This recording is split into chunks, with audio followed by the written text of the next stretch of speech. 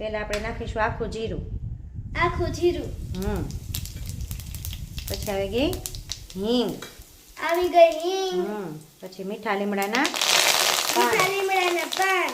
અને આ છે મરચાં ને ડુંગળી. થોડોક છે ને તીખો રાખવાનો એટલે મજા આવે. સમજાઈ ગયું?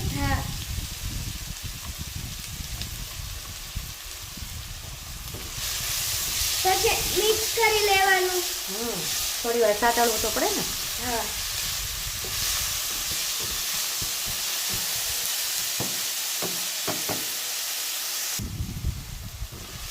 થોડુંક સતળાઈ જાય ને એટલે એમાં એડ કરી દેવાનું છે મીઠું. મીઠું થોડું નાખવાનું કારણ કે આપણે દાણામાં નાખ્યું હોય બાફતી વખતે. અને થોડાક મસાલા કરી લઈએ આપણે. લીલું મરચું તો આમાં નાખ્યું છે આપણે એટલે લાલ મરચું નથી નાખવાનું. બરાબર? હળદર. આપણે હળદર નાખશું ખાલી. અને તમને ગળ પણ ભાવતું હોય તો થોડી ખાંડ ઉમેરવાની. પણ આ લીલી મકાઈ છે ને આપણે અમેરિકન મકાઈ લીધી એટલે એ ગળી જ હોય એટલે ખાંડ ન નાખો તો હાલે. બરાબર? આટલું ચડી જાય ને મસાલા ભળી જાય. હા, એક મોટું ટમેટું છે ને એને નાનું મોટું કાપી લીધું છે ઉમેર દેવાનું. પછી કરી લેવાનું મિક્સ.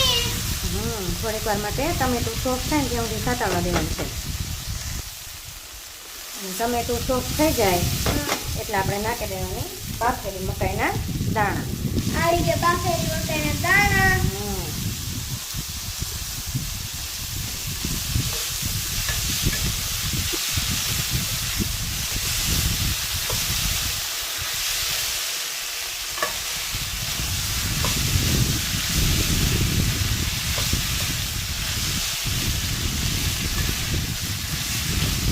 મિક્સ કરી દેવાના અને થોડીક વાર ચડવા દેવાના. અને થોડોક ચડે ને એટલે ગેસની ફ્લેમ ધીમી કરી દેવાની.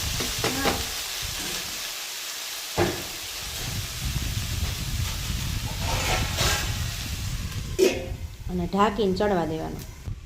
દાણા ચડી જાય પછી શું કરવાનું? દાણા ચડી જાય એટલે થોડીક વાર આમ મિક્સ કરી દેવાનું. અને એમાં નાખી દેવાનો લીંબુનો રસ, કોથમીર બધું. આવી રીતે લીંબુનો રસ પહેલાં નાખી દેવાનો. આવી ગયો લીંબુનો રસ.